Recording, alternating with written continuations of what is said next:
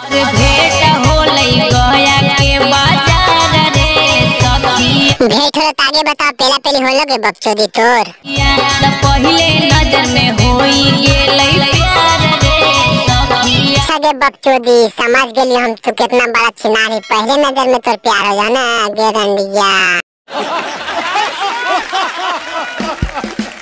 दतिया झलके मनवा कमा बैक करो है। अच्छा या कुछ करो, बता तो बकचोदी तोर गांव में हम बास करे। छौड़ा के मुस्की दिलवा पर अटैक करो है। चोरा के लड़वा अटैच करा तो तोर दिलवा से नहीं गए बकचोदी, तू इतना बड़ा छिनार है।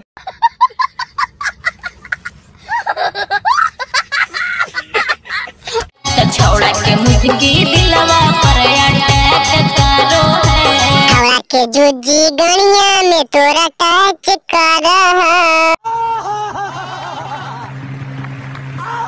बेटा होलई गया के बाजार रे सखी। मार लेल कहो मरहु गाल रे सखिया। हाय हाय इतना सुकून।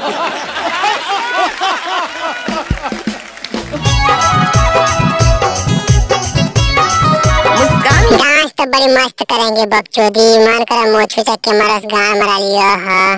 बड़ा हरामी हो बेटा। आगे बकचोदी हमर दिल में ना भी अटैच कर रहा, पर जमी तो खूब पेलवा तोरा।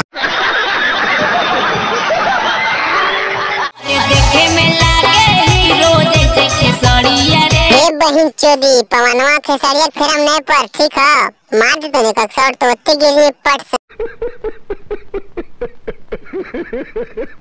निकलो है जब लेके सिक्सर गड़िया रे।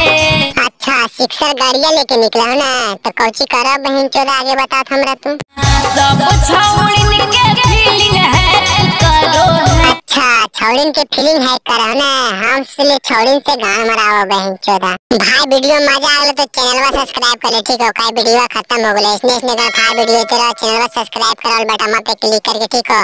ऐसे वीडियो दिमाग में मत लिया ठीक है, टाइम पास के लिए बनाए सब कलाकार की मैंने इज्जत करे ठीक है। तो लाइक कमेंट करके बिलिया के गान मार ठीक है।